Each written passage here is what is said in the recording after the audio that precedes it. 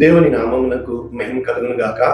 ప్రభునందు ప్రియులరా, మన ప్రభువు రక్షకుడైన క్రీస్తు యేసు పరిశుద్ధ నామములో మీ అందరికీ శుభములు. 3వ తేదీ జూలై మాసము 2026 సంవత్సరం. ఇంకొక అద్భుతమైన వాగ్దానంతో మీ ముందుకు వచ్చి ఉన్నాను. పరిశుద్ధాత్మ ధ్వని అంతర్జాతీయ పరిచర్యలు కువైట్. రండి, ఈరోజు వాక్యం నేర్చుకుందాం. ఈరోజు మనకి చాలా తలంపులు ఉంటాయి. ఎన్ని అంటే, ఉదాహరణకి మన దేశం వెనుకబడి ఉంది అని అనడానికి కారణము కుల వ్యవస్థ అంటూ ఉంటాము. కానీ నిజంగా కులం వల్లనే మనము అన్యాయం అయిపోయామా? నిజంగా పరిస్థితులను బట్టి మనము అన్యాయం అయిపోయామా? నిజంగా మన దేశంలో పుట్టబట్టి, లేకపోతే ఆ పేద పట్టణంలో పుట్టబట్టి, లేకపోతే ఆ తల్లిదండ్రులకు అంటే ఓవరాల్ గా మన పుట్టుకుని బట్టి మనం అన్యాయం అయిపోయామా? చాలాసార్లు అవునేమో అనిపిస్తూ ఉంటుంది. ఆ గొప్ప వాళ్ళ ఇంట్లో పుడితే, వాళ్ళకి నేను పుట్టుంటే, ఎన్నోసార్లు మన పుట్టుకని మనము శపించే వారంగా ఉంటాం. ఉదాహరణకి ఇర్మియా ఆ మాట అన్నాడు, యోబు గారు ఆ మాట అన్నారు, దావీదు ఎన్నోసార్లు నా తల్లి గర్భంలో నేను రూపింపబడమవుతుంది. అంటే చాలాసార్లు మన పుట్టుకే మన యొక్క ఎదుగుదలకు ఆటంకంగా ఉంది అని చెప్పి నిందించే వాదంగా ఉంటాం. నిజంగా అవునా? తెలీదు. కానీ నాకు తెలిసి నేను మీకు నేర్పించడానికి సమస్తము నేను నా జీవితంలో అనుభవాల ద్వారా, అంటే బుక్స్ చదివి నేర్చుకున్న జ్ఞానం కంటే నా జీవితంలో నేను చూసి అర్థం చేసుకొని గ్రహించి పరిశీలించి నేర్చుకున్న జీవిత సత్యాలు నిజంగా ఒక్క సత్యము. మనమందరము కూడా ఒంటరి వాళ్ళము. ఒంటరిగానే ఈ లోకంలోకి వచ్చాము. ఒంటరిగానే ఈ లోకాన్ని విడిచిపెట్టి వెళ్ళిపోవాలా? కొంతకాలము దేవుడు తల్లిదండ్రుల ప్రేమను పెడతాడు. కొంతకాలము యవ్వనములో స్నేహితుల ప్రేమను పెడతాడు. ఒక వయసు వచ్చేప్పుడు భార్య బిడ్డనిస్తాడు. కానీ తిరిగి పదే చెప్తూ ఉంటాడు, నీవు నేను ఒంటరి వాళ్ళము అని. ఈ పోరాటం ఎప్పుడూ కూడా ఒంటరిగానే ఉండాలి అని చెప్పి. కారణము పరిశుద్ధ గ్రంథంలో యోబు కోసం చెప్తాడు, అటువంటి వాడు లేడు, పుట్టబోడు. అంటే యోబుని తన తల్లిదండ్రులను బట్టి లెక్క చేయలేదు. యోబుని తనకు పుట్టబోయే బిడ్డలను బట్టి చూడలేదు. ఇక అబ్రహాంని, అటువంటి వాడు పుట్టబోడు. సొలొమోనుకి ఇవ్వబడిన జ్ఞానము, అతని వంటి వాడు ముందు లేడు, ఇక ముందు ఉండడు. సంసోనుకి ఇవ్వబడిన ఆ యొక్క బలము, అతని వంటి బలం గలవాడు అంతకు ముందు లేడు, తర్వాత ఉండడు. కనుక ప్రతి ఒక్కరికి ఆ యొక్క కృపావరాలని దేవుడు ఇస్తూ ఉంటాడు. ఉదాహరణకి నీకు ఇవ్వబడిన కృపావరాలు నీవు ఫోకస్ చేయనప్పుడు ఎందుకు మంచిగా డ్రాయింగ్ ఆర్టిస్టులు తయారవుతారు? ఎందుకు మంచిగా పాటలు పాడేవాళ్ళు తయారవుతారు? ఎందుకు మంచిగా మ్యూజిక్ వాయించే వాళ్ళు తయారవుతారు? అంటే ప్రతి ఒక్కరికి వాళ్ళలో మంచిగా మాట్లాడేవాళ్ళు, మంచి హృదయం కలిగిన వాళ్ళు, అంటే స్వభావ సిద్ధముగా దేవుడు ప్రతి ఒక్కరిలో ఒక కళని, ఒక టాలెంట్ని, ఒక తలాంతుని పెడతాడు. కానీ మన జీవితాల్లో ఎన్నోసార్లు మన లోపల దాగి ఉన్న తలాంతులు పైకి తీయడానికి ప్రయత్నం చేయము. కానీ మన చుట్టూ ఉన్న వారిని బట్టి, మనం కృంగిపోతున్న స్థితిగతులను బట్టి ఎన్నోసార్లు నేను చూడగలుగుతున్నాను. కానీ ఎప్పుడైతే మనలో పెట్టిన ఆ తలాంతుని, ఆ యొక్క గిఫ్ట్ని, లేక దైవిక వరాన్ని మనము సాధన చేయగలిగితే, మనము తన పనిలో నిపుణత గలవాణిని చూచితివా, అల్పుల ఎదుట కాదు రాజుల ఎదుట, గనుల ఎదుట నిలబెడతాను. కనుక చాలా విషయాల్లో మనం ఎక్కడ పుట్టామన్నది ముఖ్యం కాదు, మనము ఏ విధముగా చనిపోతున్నాము, చనిపోక ముందు మనము సాధించిన ఘనత అని చెప్పి. కానీ చాలా పరిస్థితులకు ఎదురాడలేక, పరిస్థితులకు కృంగిపోయి, ఇక నా వల్ల కాదు అని కృంగిపోతున్నాము. కానీ నీవు పోరాడవలసిన పని లేదు అని, దేవుని గొప్ప ప్రణాళిక నీ పక్షాన ఉంది అని, దేవుడు నీ చేయి పట్టుకొని నడిపిస్తున్నాడని, దేవుడు నిన్ను లేవనెత్తుటకు సామర్థ్యం కలిగిన వాడని, దేవుని గొప్ప కృప నీ పట్ల ఉందని నీవు గమనించినప్పుడు అడుగడుగునా కూడా మొట్టమొదట నీవు దేవుని కృప ఏ కార్యంలో నీకు సహాయం చేయడానికి సిద్ధంగా ఉన్నాడు, ఏ కార్యాలు చేస్తే నీకు ఆయాసకరము, ఏ కార్యాల్లో అయితే నీవు నిలబడగలుగుతావు, నిలదొక్కుకోగలుగుతావు, ఖచ్చితంగా ఆ కార్యం నీకు కావాలి అని, నీవు ప్రతిష్ఠించబడాలి అని దేవుడు ఇష్టపడుతున్నాడు. అంటే అర్థం ఏంటంటే, 3 రకాలుగా మనుషులు మనల్ని వేరు చేస్తూ ఉంటారు. ఒకటి పుట్టుకను బట్టి ఇప్పటి వరకు నేర్చుకున్నాం. రెండవది సమాజంలో ఉన్న మనకి విలువలు ఒకటి పుట్టుకను బట్టి అవి ఖచ్చితంగా వస్తాయి. ఈరోజు ఇండియన్ ఎంబసీ ఒక వరల్డ్ న్యూస్ లో మనం చూసినప్పుడు passport is not that acknowledgement of citizenship. అంటే ఈ యొక్క అంటే సిటిజన్షిప్, ఇండియా పౌరసత్వానికి పాస్పోర్ట్ అనేది ప్రూఫ్ కాదు, అది ఒక డాక్యుమెంట్ అని చెప్పారు. అదేంటి? ఆధార్ కార్డా, ఓటర్ కార్డా, లైసెన్స్ కార్డా? అంటే బర్త్ సర్టిఫికేట్ కూడా 1987 జూలై 1 వరకు బర్త్ సర్టిఫికేట్ వాడేవాళ్ళంట. అంటే మనము పుట్టిన ఆ సర్టిఫికేట్ ని బట్టి. కానీ 1987 నుంచి ఏమైపోయిందంటే ఎక్కువ ఫారిన్ వెళ్ళిపోవడం వల్ల ఒకళ్ళన్నా కనీసం పేరెంట్స్ లో మన ఇండియన్ సిటిజన్షిప్ కలిగి ఉండాలి వాళ్ళకి. ఈ విధంగా ఎన్నో అప్డేట్ అవుతూ ఆఖరికి మనము ఇండియన్ అవునా కాదా అనేది పాస్పోర్ట్ ఒక్క డాక్యుమెంట్ ప్రూఫ్ కాదు అని తేల్చడం జరిగింది. ఇప్పుడు మనందరికీ తెలుసు, సంవత్సరంగా పాస్పోర్ట్ లో సైతము చిప్ పెడుతున్నారు. ఈ చిప్ కార్డ్ వల్ల బయోమెట్రిక్, నీ కంటి యొక్క ఐడి, ఇవన్నీ కూడా అవి దాంట్లో వాళ్ళు ప్రోగ్రామింగ్ చేస్తున్నారు, కోడెడ్ చేస్తున్నారు. కాబట్టి అంటే నేనేం చెప్పడానికి ప్రయత్నం చేస్తున్నాను అని అంటే, మన యొక్క ధృవీకరణ ప్రతి విషయంలో కూడా ఈ సైంటిఫిక్ నాలెడ్జ్ తో ఉన్న, అప్డేటెడ్ ఆర్టిఫిషియల్ ఇంటెలిజెన్స్ నాలెడ్జ్ తో ఉన్న సొసైటీలో మనము ఉన్నప్పుడు దేవుని దగ్గరికి వచ్చేటప్పటికి మాత్రము తల్లివి నీవే, తండ్రివి నీవే, కంటి పాపల అంటే ఎంతగా మనము కన్నీరు కార్చడానికి అది నాకు బాధ కలుగుతూ ఉంటుంది. ఎందుకు నువ్వు కన్నీరు కారుస్తున్నావు దేవుని సన్నిధిలో? మరి సొసైటీలో చూసినప్పుడు, ఈ ఒక కాంపిటేటివ్ వరల్డ్ లో చూసినప్పుడు, డ్రైవింగ్ స్పీడ్ లో నువ్వు వెళ్తే తప్ప నువ్వు రీచ్ కాలేవు. ప్రతి విషయంలో కూడా నీవు కాంపిటేటివ్ వరల్డ్ లో పోరాడితే తప్ప నువ్వు గెలవలేవు. నీవు కష్టపడితే తప్ప నువ్వు సాధించలేని ఈ స్థితిగతుల్లో కూడా ఎందుకు దేవుని కృప నాకు కావాలి అని నిజంగా చాలా సార్లు అనిపిస్తూ ఉంటుంది. మనము వెనకబడిపోయి ఉండడానికి కారణం దేవుడేనా, లేక మన సోమరితనమా? మనం వెనకబడిపోయి ఉండడానికి కారణము మనము ఆ విధంగా సిద్ధపాటు పడకపోవడమా, లేకపోతే దేవుడు వదిలిపెట్టేసాడనా, లేకపోతే మనం ఏదో చేసేస్తున్నాము అనుకుంటున్న మనము నిజంగా అది చేసేయడం వల్ల మనకి తృప్తినిస్తుందా? అసలు దేవుడు ఏమి చెయ్యాలని ఇష్టపడుతున్నాడు? కనుక ఏ రోజు కూడా మనం స్వపరీక్ష చేసుకోము. పైపెచ్చు ఒక్కటి దొరికింది తేడగా, ఏంటంటే దేవుణ్ణి ఆడిపోసుకోవడం. కనుక ఈరోజు ఇటువంటి అనేక ప్రశ్నలకి జవాబు ఈరోజు నేటి వాగ్దానము, దేవుని క్రియలు వీని యందు ప్రత్యక్షపరచబడును. దేవుని క్రియలు వీని యందు ప్రత్యక్షపరచబడును. యోహాను సువార్త 9:3 అంటే దేవుని క్రియలు ప్రత్యక్షపరచబడుటకు నిన్ను నన్ను దేవుడు సిద్ధపరిచాడు. ఇది ఈ వాక్యం భావం. ఈ పూర్తి వచనము యేసు ప్రభు వారు చెప్తున్నారు, వీడైనను వీరిని కన్నవారైనను పాపము చేయలేదు, కానీ దేవుని క్రియలు వీని యందు ప్రత్యక్షపరచబడుటకే వీడు గుడ్డివాడుగా పుట్టెను. సో గుడ్డివాడిగా పుట్టడానికి కారణాన్ని ఇక్కడ వీళ్ళు అడుగుచున్నట్లు మనం చూస్తున్నాం. ఈ యోహాను సువార్త 9వ అంతా మనకి తెలుసు. ఈ పుట్టు గుడ్డివాణ్ణి స్వస్థపరచుట, అతనికి చూపించుట, సిలోయమను కోనేటికి వెళ్ళి యేసు ప్రభు వారు ఉమ్మి వేసి బురద చేసి అతని కండ్ల మీద ఆ బురదను పోయి సిలోయము అని కోనేటికి వెళ్ళి కడుక్కోమంటాడు. అంటే ఇక్కడ 3 మెట్లు ఉన్నాయి. మొట్టమొదటిది యేసు ప్రభు వారు ఉమ్మి వేస్తున్నారు. అంటే ఆయన మీద ఉమ్మి వేయబడ్డాన్ని, కానీ ఆయన భూమిలో స్వస్థత ఉంది అని చూడాలా? లేకపోతే యేసు ప్రభు వారు ఇతనికి చూపు వచ్చేటట్లు ఆ మన్నైన మన దేహాన్ని, ఆ మంటిని, ఆ కంటిని సరిగ్గా చేయలేదు కనుక తిరిగి ఆ బురదతో కంటిని ఆయన కొత్తగా తయారు చేశారా? లేక మూడవది, ఆయన వెళ్ళి సిలోయము అని కోనేటిలో కడుక్కోమంటే బెతెస్దా కోనేటిలో దిగినట్లుగా, లేకపోతే ఆ యొక్క నయమాను ఏ విధంగా యోర్దాను నదిలో మునిగినట్లుగా, లేకపోతే అతని కన్నులు తేటగా కనబడినట్లు అతను నీళ్ల ద్వారా శుద్ధి చేయబడవలన ఎన్నన్నా చెప్పొచ్చు. అవన్నీ కూడా వ్యర్థం. ఇక్కడ అసలు ఏం జరిగింది కాంటెక్స్ట్ మనం చూసినప్పుడు, ఆయన మార్గమున పోవచ్చు, ఆయన వెళ్ళిపోతున్నాడు. అయితే పుట్టు గుడ్డి అయిన మనుష్యుడు ఒకడు ఉండేను. అతడు అప్పుడు ఏమి అడగల, కానీ శిష్యులు అడుగుతున్నారు, బోధకుడా, ఒకటి వీడు గుడ్డివాడే పుట్టుటకు ఎవడు పాపం చేసెను, వీడా వీరిని కన్నవారా? కనుక ఎప్పుడూ కూడా ఈ లోకము మన పుట్టుకను చూపించేదిగా ఉంటుంది, మన తల్లిదండ్రులను నిందించేదిగా ఉంటుంది.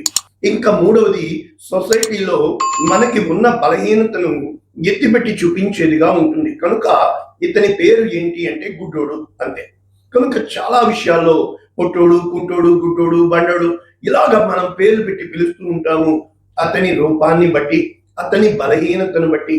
కానీ దేవుడు వానిని ఆ విధముగా చేస్తున్నాడని మనము నిర్గమాకాండము 4వ అధ్యాయం 11వ వచనం చూసినప్పుడు, యెహోవా మానవునకు నోరిచ్చిన వాడు ఎవడు? ఇక్కడ మోషేను అడుగుతున్నాడు. మోగవానినే కాని, చెవిటి వానినే కాని, దృష్టి గలవానినే కాని, గుడ్డి వానినే కాని పుట్టించిన వాడెవడు? నేనే కదా. కనుక వీరందరినీ కలుగ చేసేవాడు దేవుడే. కనుక ఏ రోజు కూడా మనము ఒకని యొక్క రూపాన్ని బట్టి, ఒకడు వెళుతున్న స్థితిగతులను బట్టి ఏ రోజు మనము వేలు పెట్టి చూపించే వారంగా, అతని నిమిత్తము మాట్లాడే వారంగా ఉండకూడదు అని దేవుని క్రియ అయి ఉంది. కాబట్టి ఏమో ఇక్కడ ఈ గుడ్డివారిని స్వస్థపరిచినట్లు దేవుడు అందరినీ చేయగలడు. ఆయనకి అసాధ్యమైనది ఏదీ లేదు. కనుక ఆ ప్రశ్నకి జవాబు యేసు ప్రభు వారు. ఇంకా చెప్పాలంటే కర్మ పాపము చాలా విషయాల్లో గత జన్మ జీవితము వలన వీడు గుడ్డివాడిగా పుట్టాడు అని శాస్త్రాలు చెప్తూ ఉంటారు. సైన్స్ ఏం చెప్తుందంటే జెనెటిక్ ఇష్యూ, జీన్స్ వలన. ఇంకా ఏం చెప్తుందంటే ఈ యొక్క లోక జ్ఞానము, వీళ్ళు ఏదో ఖచ్చితంగా పాపం చేశారు, అందుకే దేవుడు వీళ్ళకి శిక్ష వేశాడు. కనుక ఈ విధంగా మనుషులు ఎన్నన్నా మాట్లాడతారు, వాళ్ళ సొమ్మేమైపోయింది. కనుక మాటలకి విలువ లేని, మాటలకి పొంతన లేని, మాటలకి ఎటువంటి భారము లేని ఈ ప్రజల మాటలు బట్టి నేను ఎంతో మందిని చూశాను. పుట్టిన బిడ్డ గుడ్డివాడు అంటే వాళ్ళు ఎంత కుమిలిపోతారో, ఎంత కృంగిపోతారో. పుట్టిన బిడ్డ మతిస్థిమితం లేనివాడు, లేక మనకందరికీ తెలుసు నికీ ఉజ్విక్, అతనికి 2 చేతులు 2 కాళ్ళు కూడా లేవు, చంపేయమని చెప్పి ఉన్నారు. కానీ అతను ఏ విధముగా ఎంత గొప్ప సేవ చేయగలుగుతున్నాడో ఆ చిన్న ముండెంతో మనం చూడగలుగుతున్నాం. ఎంతో మంది గుడ్డి వాళ్ళు ఈరోజు బ్రెయిలీ లిపి ద్వారా మరి మనము చూడగలుగుతున్నాం. ఈ విధముగా ఎంతో మంది సాక్ష్యాలు మనం చూడగలుగుతున్నాం. అయినప్పటికీ కూడా మనుషులు వెంటనే ఒక్కటండి, ఈ మాటలు నిజంగా ఎంతగా ఎదుటి వారిని కృంగదీస్తాయి అంటే, మాటల్ని బట్టి బతికెత్తున్న వారు చాలా మందిని నేను చూశాను. దేవుని కార్యాలు వారి ఒక్క నోటి మాట వలన ఎంతగా మాట్లాడేస్తారో నేను చూడగలిగాను. కాబట్టి ఈరోజు మీకు చెప్తున్న ఇక్కడ యేసుక్రీస్తు మాటలు ఏంటంటే, వీడైనా వీరిని కన్నవారైనా పాపము చేయలేదు. అంటే ఇది పాపము వలన కలిగింది కాదు. ఇక్కడ మనకి ధైర్యం ఇచ్చే మాట ఏంటంటే, చాలా స్థితిగతుల్లో విషయాల్లో మనము చేసిన పాపం వల్ల ఇది జరిగింది అనుకుంటూ ఉంటాం. నేను చాలాసార్లు ఆ భ్రమలో నేను ఇలా చేయబట్టే కదా ఇలా జరిగింది, కానీ ఆ సొల్యూషన్ వెతికినప్పుడు, దాని యొక్క రూట్ కాజ్ వెతికినప్పుడు, ఆ ఎదుటి వ్యక్తి ఆ చిక్కుముళ్ళలో పడిపోవడానికి గల కారణము దొరికినప్పుడు, ఆ చీకటి శక్తిని బంధించి, అతన్ని ప్రేరేపిస్తున్న ఆ దురాత్మను బంధించి, అతను దానికి అవకాశం ఇచ్చిన ఆ స్థితిగతులు అతనికి అర్థమయ్యేటట్లు చేసి ఆ ప్రాబ్లం ని సాల్వ్ చేసేటట్టు దేవుడు ఎన్నోసార్లు కృప అనుగ్రహించి ఉన్నాడు. కనుక ఇక్కడ మనం చూసినప్పుడు దేవుని క్రియలు వినియందు ప్రత్యక్షపరచబడుటకు వీడు గుడ్డివానిగా పుట్టాడు. అంటే దేవుడు ఇతని పట్ల భవిష్యత్తు జ్ఞానము కలిగి ఉన్నాడు. కనుక ఇంగ్లీష్ లో మనం చూసినప్పుడు New Living Translation John chapter 9:3 ఈ విధంగా ఉంది. It was not because of his sins or his parents sins. ఇతను గుడ్డివాడుగా పుట్టడానికి గల కారణము అతని తల్లిదండ్రుల పాపము కానీ, ఇతను పాపము కానీ కాదు. అతని పాపం ఎలా అవుతుంది? అతను ఇంకా పుట్టలేదు కదా. మరి అక్కడ యాకోబు ఏశావులు ఇంకా పుట్టకమునిపే.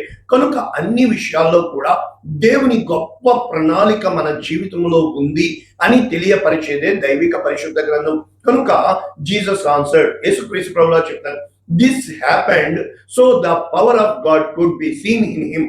దేవుని యొక్క శక్తి ఇతని జీవితంలో ప్రత్యక్షపరచబడాలి సాక్ష్యంగా. కనుక మన జీవితంలో కలుగుతున్న ప్రతి విషయంలో కూడా దైవిక శక్తి కార్యము చేయుటకు మన జీవితంలో సమస్తము సమకూడి జరుగుచున్నవి.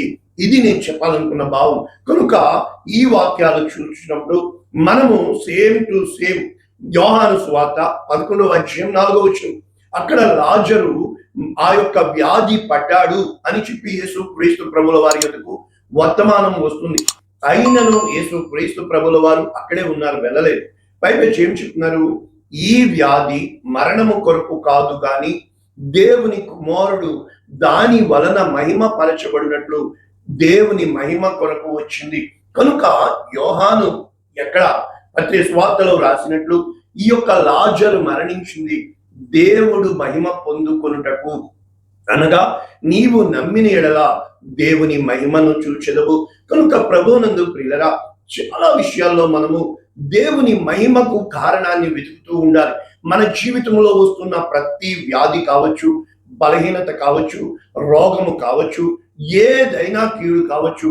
అందుకని కొరింథీయులకు రాసిన పత్రిక 2వ పత్రిక 12వ అధ్యాయంలో పౌలు ప్రార్థన చేస్తూ, నా నుండి ఈ బలహీనత, ఈ ముళ్ళు తీసివేయమన్నప్పుడు దేవుని యొక్క జవాబు మనము స్పష్టంగా ఇక్కడ చూడగలుగుతున్నాం. నా కృప నీకు చాలును. సో ఈ కృపలో ఏమున్నాయని చెప్తున్నాడు? బలహీనత యందు నా శక్తి అంటే ఈ గుడ్డివాడి యందు దైవిక శక్తి పరిపూర్ణమైనట్లు మనం చూస్తున్నాం. కనుక ఏమని? క్రీస్తు శక్తి నా మీద నిలిచియుండు నిమిత్తము విశేషముగా నా బలహీనతల యందే నేను అతిశయపడుతున్నాను. అంటే మనము చేయగలిగితే మన బలం అవుతుంది. 10 మంది మనకు తోడుగా వచ్చి చేస్తే 10 మంది బలం అవుతుంది. కనుక ఇశ్రాయేలు వారికి పదే పదే చెప్తున్నాడు, మీ సామర్థ్యం వల్ల మేము ఎంత మాత్రము ఇవ్వను.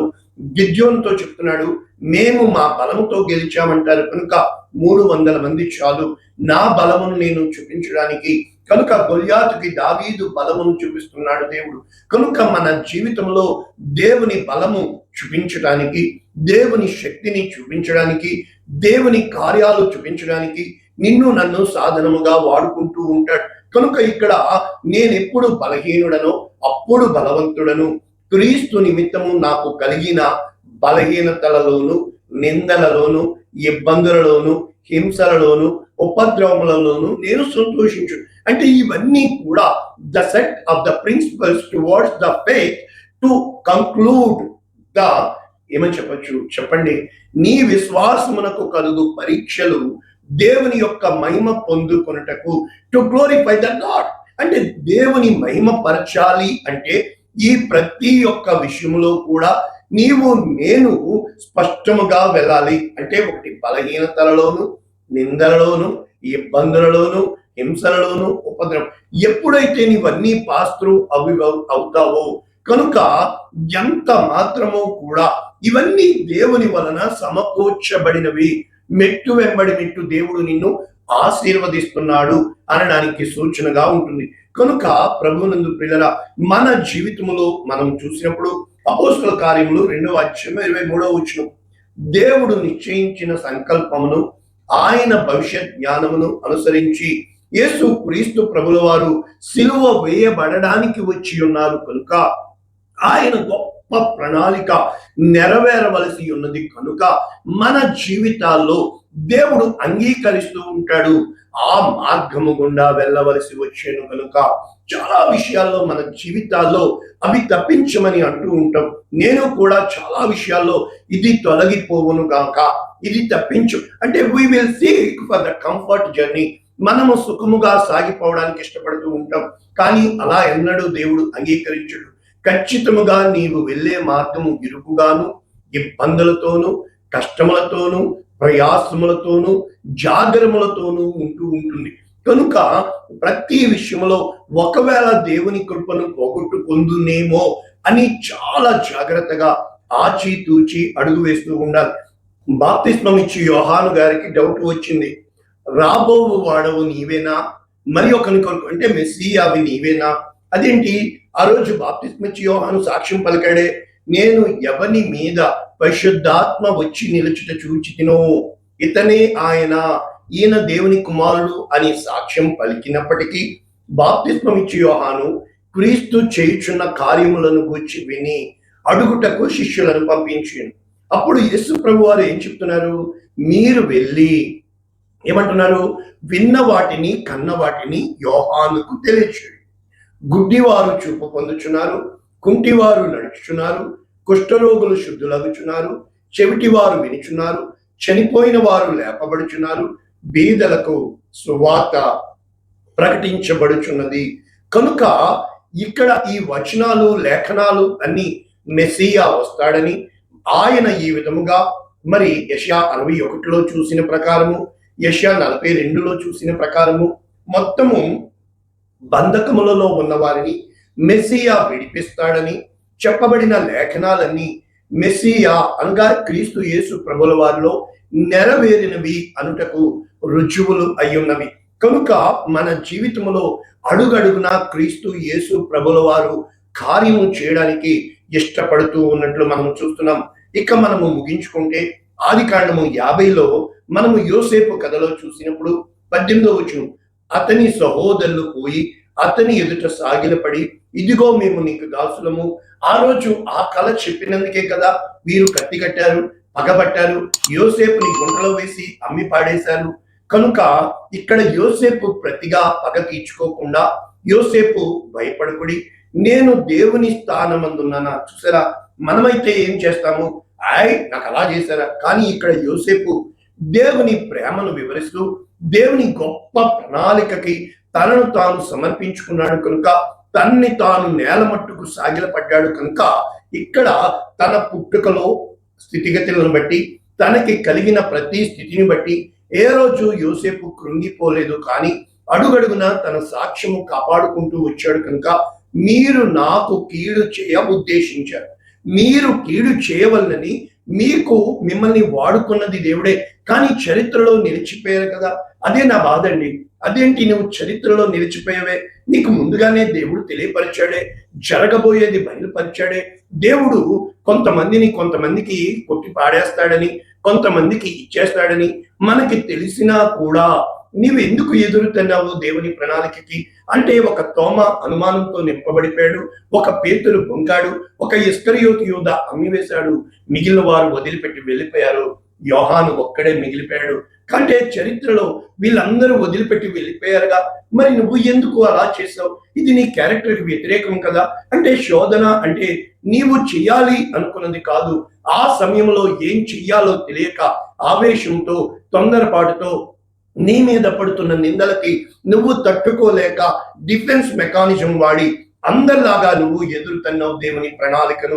కాబట్టి ఇక్కడ ఆ చరిత్రలో నువ్వు నిలిచిపోయావు, ఎదురు తన్నిన వ్యక్తిగా, ఎదురు నిలబడిన వ్యక్తిగా, దేవుని చిత్తానికి సవాలు విసిరిన వ్యక్తిగా.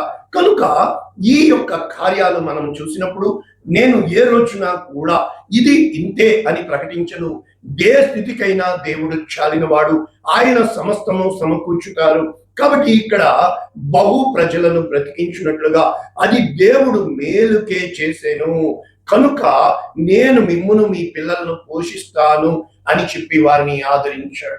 కాబట్టి నేను చెప్పాలనుకున్న వాక్యము, మన జీవితంలో ప్రజలున్న ప్రతి విషయంలో మనము చాలా జాగ్రత్తగా, పరిస్థితులండి ఎందుకులండి, నేలాగైపోయాను, చదువు లేని వాళ్ళు, జ్ఞానం లేని వాళ్ళు, అవగాహన లేని వాళ్ళు, దేవుని యందు పరిపూర్ణత లేని వారు నీ చుట్టూ ఉంటారు. నువ్వు వాళ్ళ ఉంటే ఎలా కుదురుతుంది? నీలో ఉన్నవాడు లోకంలో ఉన్నవాని కంటే గొప్పవాడు. కనుక నీవెప్పుడు మౌనంగా ఉండాలి, నీవెప్పుడు స్థిరముగా ఉండాలి, నీవెప్పుడు దేవుని యందు బలం తెచ్చుకోవాలి, నీవెప్పుడు దేవుని దయను సంపాదించుకోవాలి, నీవెప్పుడు దేవుని ప్రేమను చూపించేవాడుగా ఉండాలి. అటువంటి కృప మన జీవితాల్లో దేవుని ప్రేమ కోసం ఎదురు చూస్తున్నాడు. ఏ రోజు పుట్టుకను కానీ, పరిస్థితులను కానీ, మన స్థితిగతుల మీద కానీ ఆధారపడవద్దు. దేవుడు అన్నింటికీ పైన ఉన్నాడు. ఆయన అవును అంటే అవును, కాదు అంటే కాదు. ఈ రోజు నుంచి నీకు కృప కలుగును గాక, నీ జీవితంలో దేవుని ప్రణాళికను అర్థం చేసుకుందువు గాక, దేవుని చిత్తానికి సాగిలపడదువు గాక, పోగొట్టుకున్న ప్రతిదీ నీకు తిరిగి పొందుకుందువు గాక. 7 అంటే 7 రాబోతుంది. నీ జీవితము పరిపూర్ణమగును గాక. ప్రార్థన చేద్దాం. పరిశుద్ధుడా, ప్రేమ కలిగిన తండ్రి, కృప కలిగిన దేవా, నీకు వందన. నీ కృపాహస్తాలకు, నీ కనికరమునకు, నీ ప్రేమకు మా జీవితాలు అప్పగించుకుంటూ, నీవు సహాయం చేసే దేవుడవని, మేలు చేసే దేవుడవని, నీ యందు కీడెంత మాత్రము లేదని, నీవు ఆదరించే దేవుడవు, చేయి పట్టుకుని లేవనెత్తే దేవుడవు, నడిపించే దేవుడవని యేసు నామమున దీవించి ఆశీర్వదించి మీ కృపాహస్తాలకి ఇదిగోనైనా బిడ్డలందరినీ అప్పగిస్తూ నీవే సహాయం చేయాలని, ఇక ఎన్నడూ మా స్థితిగతులు బట్టి మేము కృంగిపోయే వారం కూడా దీవిస్తున్నాము తండ్రి. Amen. God bless you all. దేవుడు మిమ్మల్ని దీవించును గాక. ఆమేన్.